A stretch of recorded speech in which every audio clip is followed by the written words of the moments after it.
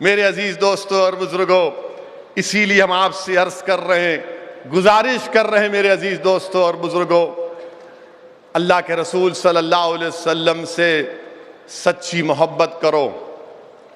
और मोहब्बत सिर्फ जबान से नहीं, ये मोहब्बत नहीं कि खाली कल 12 रबीउल अव्वल में जुलूस लेके हाँ हिला रहे, नात पढ़ रहे हिला रहे, उसके बाद दिल ही नहीं हिल रहा आपका।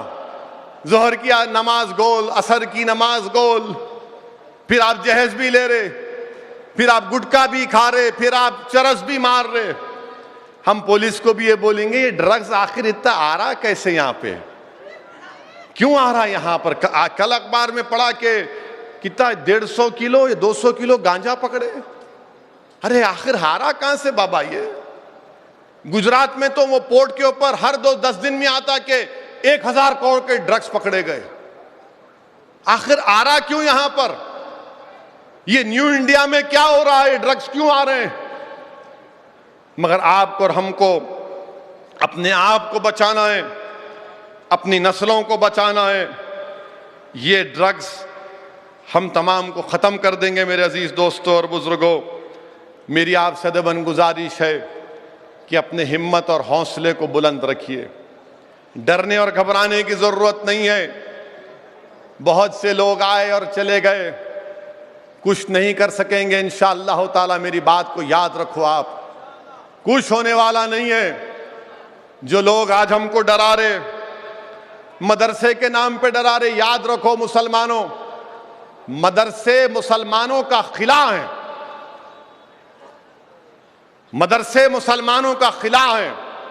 मदरसे मुसलमानों का चिराग है। मदरसों से हम इस्लाम की तालीमात पर अमल करते हैं। यही मदरसों से हाफिज कुरान निकलता है जो कुरान पढ़ाता है। इन्हीं मदरसों से इमाम निकलता है जो हमको अच्छे और बुरे की तमीज पैदा करवाता है। इन्हीं मदरसों से मौज़्ज़म निकलते हैं जो अज़ान देता है। इन्हीं मदरसों से मुफ्ती निकलते हैं जो फतवा देते हैं। इन्हीं मदरसों से मुहद्दिस निकलते हैं, फुक़हा निकलते हैं, इस्लाम की तालीमात देने के लिए, अच्छे और बुरे की तमीज पैदा करने के लिए कि जिहाद में और फसाद में फर्क क्या है। जिहाद और फसाद में फर्क कौन बताएगा, आलिम दीन बताएगा। मगर हमारे वतन अजीज में मदरसों को निशाना बनाया जा रहा है। मैंने पहले भी कहा और आज भी कह रहा हूं कि मदरसे का जो सर्वे उत्तर प्रदेश में हो रहा है, मैं उसको कंडेम करता हूं। आप मदरसों का सर्वे क्यों कर रहे हैं, क्वेश्चन नंबर 9 क्या है और उसके बाद के क्या हालात होंगे। मैं तो अपनी बात करता रहूंगा, मगर जो लोग आज मुझ पर तनकीद कर रहे हैं कि वैसे ही तुम उत्तर प्रदेश जाकर इलेक्शन क्यों लड़े, अरे बताओ, आज मदरसों का सर्वे उत्तर प्रदेश में हो रहा है, वक्फ का सर्वे हो रहा है, कहां गए आप लोग, क्यों खामोश बैठ गए आप लोग। ये कौन सी तुम्हारी सियासत है कि जब मैं इलेक्शन लड़ रहा था तो तुम रात के अंधेरों में छुप छुप कर जाकर मुसलमानों की बस्तियों में कहते थे कि असद से दूर रहो और अखिलेश को करीब करो, असद से दूर रहो और अखिलेश को करीब करो। अब अखिलेश मुंह नहीं खोलता और असद ही मुंह खोलता है। इस पर तो सोचो, इस पर तो सोचो। ये कौन सी तुम्हारी सियासत है कि उत्तर प्रदेश में समाजवादी की ताईद और समाजवादी बीजेपी को नहीं हरा पाई तो आप बीजेपी के दुम छल्ले बन गए। ये कौन सी सियासत है आपकी, बताओ। मेरी मुखालिफत करो, मुझे परवाह नहीं है, मगर तुम जिसके लिए काम करे उसको तो बोलो कि मुंह खोल, कुछ तो बोल, जिंदगी का एहसास दिखाओ, दिलाओ उसको, मगर कुछ नहीं बोलेंगे। हम जब बोलते हैं तो बोलते अब हर मसले में बोलते, बराबर बोलेंगे, इंशाअल्लाह बोलते रहेंगे जब तक अल्लाह जिंदगी बाकी रखेगा। सच्चाई को बयान करते रहेंगे। आपको पसंद नहीं है, कान में रुई लगाकर बैठिए, क्योंकि सच्चाई कमजोरों को पसंद नहीं आती, सच्चाई गुलामों को पसंद नहीं आती। और याद रखो मुसलमानों, हिम्मत और हौसले को बुलंद रखो। मैं तुमको इसलिए कह रहा हूं मैं बार बार कह रहा हूं कि इमाम हुसैन को याद रखो, इमाम हुसैन को याद रखो। सुबह क़यामत तक दुनिया इमाम हुसैन को याद रखेगी और सुबह क़यामत तक यजीद पलीद कहा जाएगा। मैं जाकर देखा हूं इमाम हुसैन के रोजे को, करबला गया था, मैं देखा इमाम हुसैन का रोजा ऐसा दिख रहा है कि जिंदगी है वहां पर। हुसैन के रोजे पर जिंदगी नजर आ रही है। वो करबला के मैदान को देखा, आंख में आंसू आ गए कि इसी जगह पर नवासे रसूल ने, अपने अहले बैत ने अपना सब कुछ कुर्बान किया। मगर जब वो रोजा देखोगे तो बोलेंगे यहां तो जिंदगी की मिसाल है। यजीद मुर्दार है, याद रखो। वक्त के यजीदों का साथ मत दो, वक्त के यजीदों का साथ मत दो। मुसलमानों, मैं तुमसे भीख मांग रहा हूं, पहचानो। अल्लाह ने तुमको दिमाग दिया, तुम दोस्त और दुश्मन की तमीज पैदा करो। तुम्हारे सफों में जो यजीदी एजेंट है उनको पहचानो, जो हुसैन का परचम उठाकर अपना सब चीज कुर्बान करने के लिए तैयार है, तुम उनका साथ दो। अगर ओवैसी खराब है तो ओवैसी से अच्छे एक लीडर को बना लो। अगर ओवैसी में थोड़ी बहुत सच्चाई है मजलिस में तो साथ दो, मगर इन यजीदियों को पहचानो। वक्त के यजीद का साथ दोगे तो फिर वक्त का फिरौन और नमरूद मजबूत होगा। यजीदियों को निकालो तो वक्त का फिरौन और नमरूद खुद ब खुद कमजोर पड़ जाएंगे। मेरे अजीज दोस्तों और बुजुर्गों, आप जानते हैं कि आज से 2 दिन पहले आरएसएस के मोहन भागवत ने एक बयान दिया था। बयान में आरएसएस के मोहन भागवत ने कहा, मोहन भागवत ने यह कहा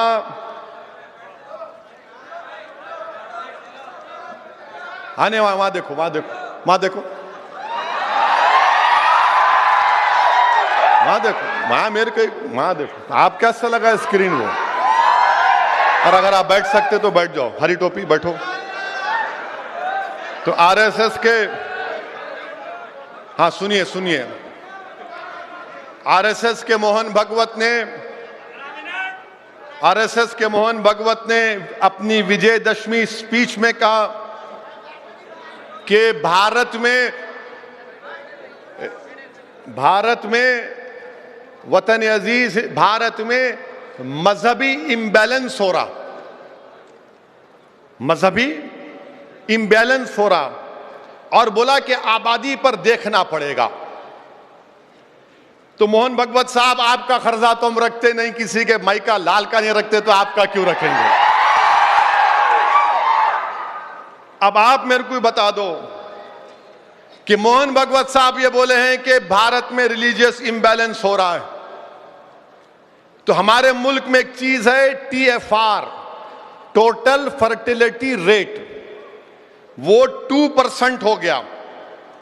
माने इंडिया का फर्टिलिटी रेट बहुत ज्यादा गिरा, और सबसे ज्यादा अगर TFR रेट गिरा मुसलमानों का गिरा, मुसलमानों का गिरा। ये national family health survey 5th उसका रिकॉर्ड बता रहा है।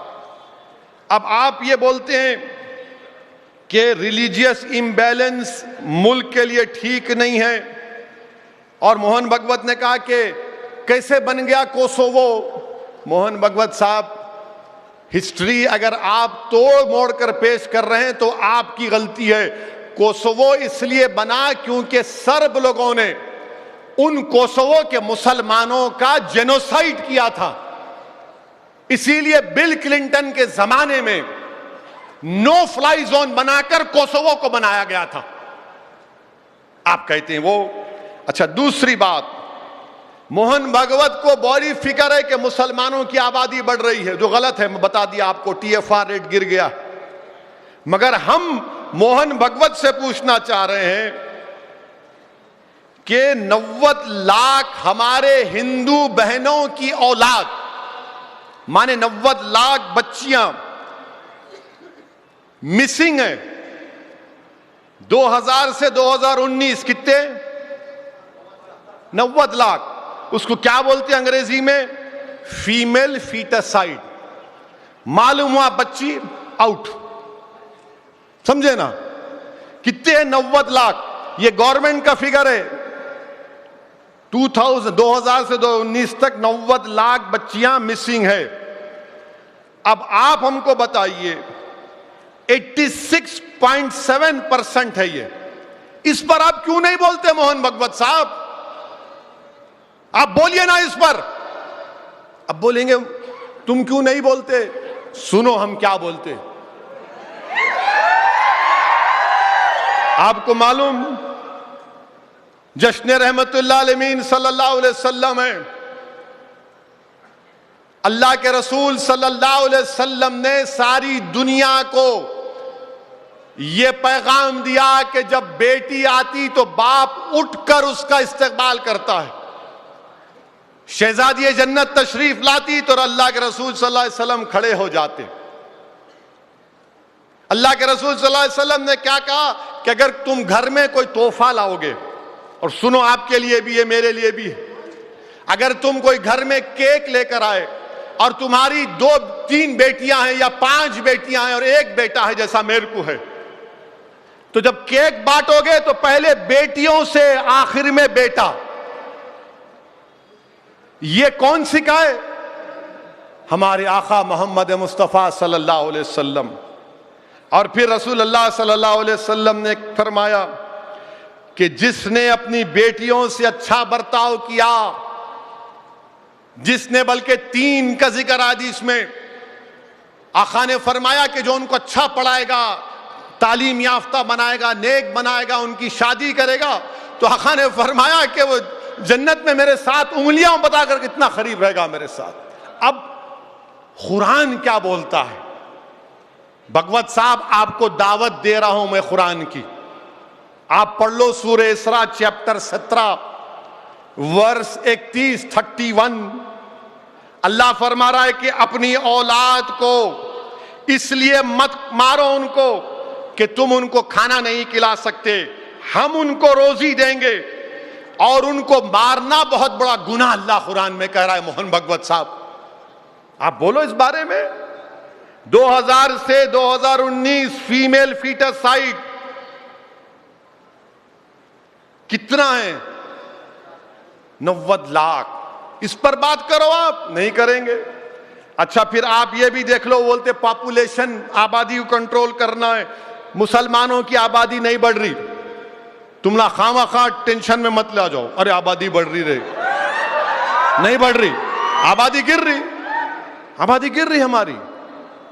हर टीवी पे बैठ के बोलते, एक टीवी चैनल पे मुझे बुलाए डिबेट में, मिला देखो मैं मुंह छोड़ के बोल दूंगा तुम एहतियात करना। तो समझ में आ गया उनको, तो मुझसे बोले क्या बोलेंगे आप? मैं शुरू करूंगा बीजेपी के बड़े लीडरों से। बोले क्या बोलेंगे उनके बारे में? उनके बाप ने कितने बेटे बेटियां पैदा किए। तो बोले नहीं आप नहीं आप सही बोलते। बोला मैं सही बोल रहा हूं। तो इसीलिए हम बोल रहे हैं कि आप बच्चे मुसलमानों का TFR गिर रहा है, टेंशन मत लो। नहीं बोल रहे ना इतने पैदा हो रहे, नहीं हो रहे, पॉपुलेशन गिर रहा आपका। सबसे ज्यादा TFR आपका ही गिरा, किसी का नहीं गिरा। अच्छा सबसे ज्यादा बच्चे पैदा करके एक बच्चे में दूसरे पैदा कर जो टाइम देते ना, उसको स्पेसिंग बोलते। स्पेसिंग सबसे ज्यादा कौन कर रहे मालूम आपको? मुसलमान कर रहा। सबसे ज्यादा कॉन्डोम कौन इस्तेमाल कर रहा? नहीं ये बताने के लिए हम इस्तेमाल कर रहे। मोहन भागवत इस पे नहीं बोलेंगे। नहीं ऐसा नहीं, मैं बता रहा हूं, फैक्ट बता रहा हूं। नहीं पॉपुलेशन बढ़ रहा, अरे कहां बढ़ रहा मोहन भागवत साहब? आप डेटा रख के बात करो ना, डेटा रख के नहीं बात करेंगे। अच्छा फिर आप देख लो, मोदी हुकूमत ने 2020 में सुप्रीम कोर्ट को एक एफिडेविट दिया। उस एफिडेविट में उन्होंने कहा कि फैमिली प्लानिंग कंपल्शन हम नहीं कर सकते, नहीं करना चाहते। मगर मोहन भागवत खाली मुसलमानों का से नफरत और डर दिखाने के लिए पॉपुलेशन बढ़ रहा, पॉपुलेशन बढ़ रहा। अरे इस पे बात करो। अच्छा अब आप असल चीज पे आ जाओ। आपको मालूम 2011 के सेंसस में 60 साल की उम्र वाले कितने हैं भारत में? 10 करोड़ 40 लाख। 2011 के सेंसस में भारत में 60 साल की आबादी वाले 104 मिलियन, माने 10 करोड़ 40 लाख के करीब, 10% है पॉपुलेशन का। अब 2022 है ना? 2031 तक कितने हो जाएंगे 60 साल के ऊपर के लोग? 194 मिलियन, 19 करोड़ के करीब, 19 करोड़ के करीब। 2061 में कितना हो जाएगा? 40 करोड़, 441 मिलियन। अब आप मेरे को बताओ, मोदी जी तो नौकरी नहीं दे रहे, ना तनख्वाह बढ़ रही, ना कुछ हो रहा। अब जब 2031 में 20 मिलियन लोग 60 साल के ऊपर के हो जाएंगे, तो 2061 में 40 करोड़ हो जाएंगे, यानी देश की आधी आबादी अपनी औलाद पर डिपेंडेंट हो जाएगी कि खाना खिलाओ, दवाएं पहुंचाओ। इसके बारे में क्यों नहीं बात करते आप? हमारी आबादी बूढ़ी हो रही है भारत की। मैं चैलेंज कर रहा हूं बीजेपी वालों, मुझे मेरी इस बात को झुठला दो तुम। एक के मुसलमानों का टीएफआर गिर रहा है, दूसरा के 2000 से 2019 में 90 लाख बच्चों का फीमेल फिटेसाइड हुआ है, तीसरा ये कि 2031 तक 19 करोड़ के करीब, 20 करोड़ के करीब 60 साल के ऊपर लोग हो जाएंगे। अब आप बताओ इनको कौन खिलाएगा? तो बीजेपी आरएसएस एक तय कर ली, हम तो नहीं खिलाएंगे, मुसलमान को मार खिलाएंगे। बस मुसलमान का डर दिखाओ, ये देशद्रोही है, ये गाय को काट कर खाने वाला है, ये आतंकवादी है, इसके मदरसे टेररिज्म के सेंटर हैं, ये मौलाना फुला हैं, ये मुल्ला है, ओवैसी भड़काओ भाषण देता है, वो नया जिन्ना है। अरे तुम कितनी गालियां दोगे हमको? मगर ये जो सच्चाई जो बयान कर रहा हूं उस पर तो बात करो, बात करो, इस पर नहीं करेंगे। और मेरे अजीज दोस्तों और बुजुर्गों, एक और बात मोहन भगवत साहब ने कही कि नाम निहाद अक़लियतों को डराया जाता है, हिंदुओं से डराया जाता है, ये उन्होंने कहा अपनी तकरीर में। मोहन भगवत साहब, हम नाम निहाद नहीं है। भारत के आईन और संविधान के तहत आर्टिकल 30 के तहत मैं माइनॉरिटी ऑफ इंडिया हूं। मैं आपके रहमो करम पर भारत में नहीं रह रहा हूं। भारत का आईन जिसको बाबा साहिब अंबेडकर ने बनाया, उस संविधान की वजह से मुझे इज्जत मिलती है। मैं तुम्हारे रहमो करम पर या बीजेपी आरएसएस के रहमो करम पर भारत में नहीं हूं। मैं संविधान हम सबको प्रोटेक्ट करता है। तो नाम निहाद माइनॉरिटी हम नहीं है। अच्छा, फिर मोहन भगवत एक और बात बोल दिए, क्योंकि संघ को बड़ी मोहब्बत लोगों से मिल रही है, तो हिंदू राष्ट्र अब सीरियसली देखा जाएगा। याद रखिए, हिंदू राष्ट्र इंडियन नेशनलिज्म के खिलाफ है, हिंदू राष्ट्र भारत के खिलाफ है, हिंदू राष्ट्र जंग आजादी में जिन्होंने इस मुल्क को आजाद करा उनके ख्वाबों को चुकनाचूर करने का नाम है हिंदू राष्ट्र। इसके खिलाफ अंबेडकर थे, अंबेडकर की तकरीर, उनके जुमले सामने हैं। और अब आप पूछेंगे कि भाई साहब ये आप ही क्यों बोलते मोहन भगवत के बारे में? तो आप पूछो ना उन लोगों से जिनको तुमने वोट दिया था। ओवैसी तो बी टीम है ना। तो ममता बनर्जी, हम बंगाल में गए थे तो बी टीम हो गए। अब ममता बनर्जी बोल रही कि नहीं आरएसएस बहुत अच्छी है, मोदी अच्छे हैं, ओवैसी बुरा है। वाह, मनम मनम वकटी हो गए। समझे आप? बी टीम कौन है? ये तो पूरी टीम हो गई। बहन ममता बनर्जी ने मोदी अच्छे हैं, उनकी पार्टी खराब है, आरएसएस देशभक्त है। वाह, ममता बनर्जी ने तारीफ की और फिर हमको गाली देते हैं। ये सब जो ज्ञानवापी, मथुरा, कमल मौला मस्जिद, बाबा बुडन की दरगाह, ये गावन साहब की मदरसा बिदर में, अडवाणी की रथ यात्रा, अयोध्या, ये सब कोई आसमान से आके शुरू किए थे या आरएसएस ने शुरू किया था इसको? क्या हम नहीं पढ़ते कि बंच ऑफ थॉट्स किताब क्या है, वी आर नेशनहुड डिफाइंड क्या है, दीनदयाल उपाध्याय ने क्या कहा था? क्या मोहन भगवत ने भारत के मुसलमानों के ताल्लुक से नहीं कहा था कि ये चोरी का सामान है?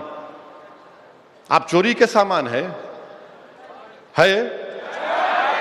आप चोरी के सामान है? जोर से बोलो। इन्हों बोले हम चोरी के सामान हैं। हम इंसान हैं, हम सामान नहीं हैं, हम इंसान हैं। और सुनिए भगवत साहब, आपकी आरएसएस इस देश की लड़ाई में, आजादी में हिस्सा नहीं लिया था, हम लिए थे। अल्लामा फजल खैराबादी, मौलवी अलाउद्दीन तुर्रेबाज खान, अंग्रेजों के खिलाफ हमने काला पानी की सजाओं को झेला। मौलवी अलाउद्दीन को जब काला पानी लेकर गए मोहन भगवत साहब, उन्होंने सावरकर की तरह माफीनामा लिखकर अंग्रेजों को नहीं दिया था। और क्या हो रहा है हमारे देश में, उत्तर प्रदेश में, जहां जहां बीजेपी की सरकार है, ऐसा लग रहा है कि मुसलमान एक खुली जेल में जिंदगी गुजार रहा है, खुली जेल में जिंदगी गुजार रहा है। मदरसे को डिमोलिश कर दो। गुजरात में क्या हुआ बताइए? गुजरात में यह कहा गया कि डांडिया में मुसलमान जाकर पत्थर फेंके, तो वहां की पुलिस ने मुसलमान नौजवानों को पकड़ा, बीच चौरस्ते पर लाए, एक पोल से बांधकर, पूरा मजमा खड़ा हुआ है, करीब 300-400 लोग बैठे हुए हैं, इंतजार में बैठे हैं। और जैसे पुलिस वाला एक मुसलमान के पीठ पर लट मारता है, नारे लगा रहे हैं, पूरे नारे लगा रहे हैं, रोड पर लाके हमको पीटा जाता है। ये हमारी इज्जत है? ये हमारी जान की कीमत है? बोलिए भारत के प्रधानमंत्री, मुंह तो खोलिए कि क्या आप गुजरात से आप आते हैं, आपके प्रदेश में जहां पर आप मुख्यमंत्री थे, वजीर आला थे, एक मुसलमान बच्चों को रोड पर लाकर पुलिस वाले लट से मारते हैं और पूरा मजमा थालियां मारता है, सीटी मारता है। क्या मेरी इज्जत नहीं है? वीडियोग्राफी की जाती है, लट से मारा जा रहा है, पीटा जा रहा है। क्यों कोर्ट को रखे? कोर्ट को बंद कर दो आप। क्यों पुलिस को रखे? पुलिस को भी खत्म कर दो। जब आप हमको रोड पर लाकर मार रहे हैं, हमारी बेइज्जती कर रहे हैं, और पूरे मजमे के सामने लोग थाली मार रहे हैं, सीटियां मार रहे हैं, और मैं भी टीम हूं, मुंह नहीं खोलता इन लोगों का जो तुम्हारा वोट लेते हैं। क्योंकि मार पड़ रही है तो मुसलमान को, तुमको तो नहीं पड़ रही है ना। मगर जब गुजरात का इलेक्शन आएगा तो जब सब मुंह खोल के बोलेंगे ओवैसी को वोट मत दो, असद से दूर रहो। अरे तुम दूर हो सकते हो, मगर मैं इस मिल्लत मज़लूमा से कभी दूर होने वाला नहीं हूं।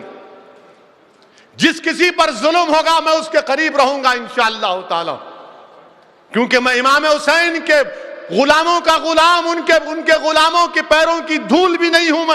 मैं जालिम का साथ नहीं दे सकता। मैं लड़ूंगा जब तक जिंदगी अल्लाह बाकी रखेगा। ये कोई जुल्म है ये कि इस तरह का बर्ताव कि रोड पर लाकर लठों से मारा जा रहा है? ये भारत की जमहूरियत है, भारत का संविधान है, भारत का सेकुलरिज्म है, रूल ऑफ लॉ है, फंडामेंटल राइट्स है। फिर क्या है बताओ? एक रोड के कुत्ते की इज्जत है, मुसलमान की इज्जत नहीं है। तुम रोड पर लाकर सरे बाजार मुझे पीटते हो, मगर मारने वालों मारो, याद रखो तुम हजरत बिलाल को नहीं जानते। हजरत बिलाल को भी मक्के की सरजमीन पर उस वक्त के तुम्हारी तरह जालिम लोग हजरत बिलाल के पीठ पर गरम गरम पत्थर रख देते थे और हजरत बिलाल पुकार कर कहते थे, अहाद अहाद अहाद, तुम हमको मार रहे, हम भी अहाद अहाद कहेंगे। अरे वक्त तुम्हारा है ना, एक दिन हमारा भी वक्त आएगा। मगर हम तुम्हारा तेरे जुल्म का जवाब जुल्म से नहीं करेंगे। हम जुल्म का जवाब जुल्म से नहीं करेंगे। तुम्हारे पास सत्ता है, तुम्हारे पास ताकत है, तुम ताकत में डूबकर जालिम बन चुके हो। तुम्हारे पास अगर सत्ता होती तो तुम इंसाफ करते। अगर वो बच्चे पत्थर फेंके तो तुम उनको जेल में डालते, कोर्ट में केस चलाते, मगर नहीं, पहले पुलिस स्टेशन ले जाकर तुम मारते थे। तो तुम्हारा दिल नहीं भरा, अब तुमने कहा कि नहीं, अब हम रोड पे मारेंगे मुल्लाओं को, हम इन मुल्लाओं को रोड पे मारेंगे, इनकी बेइज्जती करेंगे और सारी दुनिया को बताएंगे, देखो 133 करोड़ के भारत देश में जिसमें 20 करोड़ मुसलमान बनते हैं, एक रोड के चलने वाले कुत्ते से कम इज्जत एक मुसलमान की है। मेरे अजीज दोस्तों और बुजुर्गों, अब फैसला आपको करना है कि आप क्या करेंगे, कैसा इसका जवाब देंगे।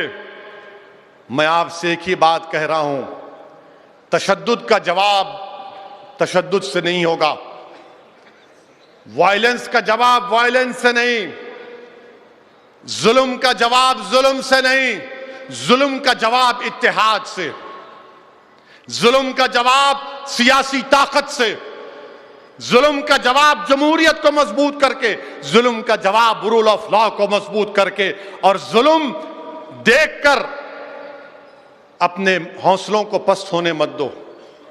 हजरत बिलाल को याद रखो, हजरत अम्बार बिन यासर की कुर्बानी को याद रखो, रसूलुल्लाह सल्लल्लाहु अलैहि वसल्लम की साहबजादी की कुर्बानी को याद रखो। हामिला थी, हिबार बिन अस्वद ऊंट पर थी हमारी शहजादी, मारा, हमल साकित हो गया, उसके बाद इंतकाल कर गई। याद रखो मुसलमानों, अपने हौसलों को बुलंद रखो। आप देख रहे हैं कि क्या क्या हमारे देश में हो रहा है। और फिर एक और जगह पर मोहन भगवत बोलेंगे, मैं वो पॉइंट उठाया था उसका जवाब नहीं दिए, वो भी जवाब दे दे के ख़त्म करेंगे उनको, नहीं तो उन्होंने बोलेंगे नहीं मैं ऐसा बोला था, वो ऐसी भूल गए होना बोल के। अच्छा हाँ, अब एक बात, हाँ, अब एक बात, आपको मालूम, मुसलमान अगर 1000 बच्चे पैदा कर रहा, बेटे, कितनी बेटियां पैदा हो रहे उसको? 943। 1000 बच्चे बेटे हुए तो बेटियां कितने? 943। अब मोहन भगवत साहब हमारे को ये बोलो, आप हिंदू भाई हमारे 1000 बेटों को पैदा कर रहे तो खाली 913 बेटियां पैदा हो रहे उनको। आपको, हमको 943, उनको 913। इस पे नहीं बोलेंगे भगवत साहब, मुंह में दही जम जाती इनके। यानी हर चीज का रिकॉर्ड डेटा हमारे पास है, गवर्नमेंट का, मेरा नहीं है, मेरा नहीं है। हैरत की बात यह है। और फिर मदरसों के पीछे पड़ गए। अच्छा, वो ईरान में वो मुल्क में हो रहा उनका झगड़ा, इन हमसे पूछ रहे ईरान में हो रहा, सो क्या बोलते आप? ईरान मेरे बाप का मुल्क नहीं है, हिंदुस्तान मेरे बाप का मुल्क है। इसलिए है क्योंकि अब्बा आदम जब दुनिया में आए तो यहीं कदम रखे थे। हमारे बाप का मुल्क है। भारत की बात कर रहे, ईरान में देखो बाला काट ले रहे। अरे कुछ भी कर ले रहे भाई, यहां बुर्का पहनने नहीं दे रहे ना मेरे बेटियों को, वहां उनको जो करना है कर रहे, यहां पे हमारे को बुर्का पहनने दो, हिजाब पहनने दो, निकाब पहनो। नहीं नहीं नहीं नहीं नहीं, आप नहीं पहन सकते। क्यों नहीं पहन सकते भाई? अरे क्या वैसी साहब, क्या आपकी महिलाएं तरक्की नहीं करेंगी? मसावात, इक्वालिटी की बात करते हैं, लोगों का खून चूस के और मसावात की बात करते हो। वो बच्ची पहनना चाह रही, आपको क्या तकलीफ? नहीं, ईरान में, अरे ईरान में हो रहा तो मैं क्या करूं ना भाई। आप ईरान के चबार पोर्ट में पैसे क्यों लगा रहे? फिर आप ईरान से तो देख लो, आप ईरान में हो रहा, ईरान जवाब देगा। भारत में जो हो रहा उसका जवाब कौन देंगे? नहीं, कुछ नहीं बोलेंगे। नहीं, उन्होंने बाला काट लिया। अरे भाई, बाला काटने दो, कुछ भी करने दो। मैं, मेरी बेटी हिजाब पहनना चाह रही कर्नाटका में, आपको तकलीफ क्या हो रही? आपने डर और खौफ का माहौल पैदा कर दिया। एक आज सत्ता आपके पास है तो आप रोड पर लाकर लठे मार रहे हैं। बुर्खा नहीं पहनना, मदरसों को तोड़ देना, हाँ, और फिर नहीं पत्थर फेंके तो घर को तोड़ देना। फिर कोर्ट किस लिए है? फिर याद रखिए, इख्तिदार, सत्ता हमेशा किसी के पास नहीं रहती। इंदिरा गांधी ने इमरजेंसी लगाई, समझा कि इख्तिदार मेरे पास था, खत्म हो गया इंदिरा गांधी के पास से इख्तिदार। नेहरू पहले प्रधानमंत्री थे, नहीं रहे, इख्तिदार खत्म हो गया। राजीव गांधी थे, इख्तिदार नहीं रहा। नरसिम्हा राव था, इख्तिदार नहीं रहा।